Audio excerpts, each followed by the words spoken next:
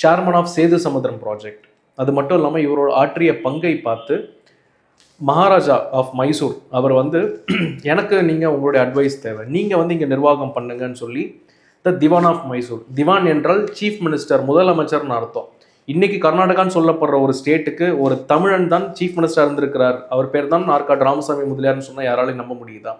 இவர் இருந்த டயத்தில் தான் சுதந்திரம் கிடைச்ச பிறகு லக்ஷத்தீவு ஐலாண்ட்ஸ், இந்த லக்ஷதீப் ஐலாண்ட்ஸை வந்து பாகிஸ்தான் கைப்பற்ற போகிறதாக சொன்னாங்க. அதாவது அங்கே வந்து 36 ஐலாண்ட் இருக்குது, சின்ன தீவுகள் இருக்குது.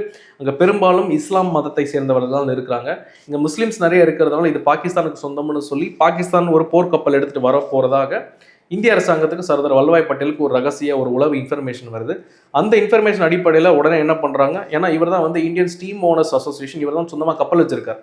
இந்த ஆற்காடு இரட்டையர்கள் சகோதரர்கள் ராமசாமி முதலியாரும் லட்சுமணசாமி முதலியாரும் இங்கிருந்து கப்பலை எடுத்து கொண்டு போய் 36 ஐலாண்டுலையும் முக்கியமான ஐலாண்டுகளில் கொடியை நட்டு இது இந்தியாவுக்கு தான் சொந்தம், இங்கே பாகிஸ்தானுக்கு வேலை கிடையாதுன்னு சொல்லி பாகிஸ்தானை துரத்தி அனுப்புகிறாங்க.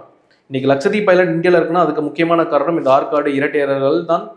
இவர் லட்சுமணசாமி முதலியார் தான் அது முதல் கால் பதித்தினால்தான் அதுக்கு லட்சத்தீவுனே பேரே வச்சிருக்கிறாங்க. லட்சத்தீப் அப்படின்னா சன்ஸ்கிரிட்ல லட்சம், தௌசண்ட்ஸ் ஆஃப் ஐலாண்ட்ஸ்னு அர்த்தம். பட் அதை தாண்டி லட்சுமணசாமி முதலியார் அவர்களுடைய பெயரை வைத்திருக்கிறார்கள்.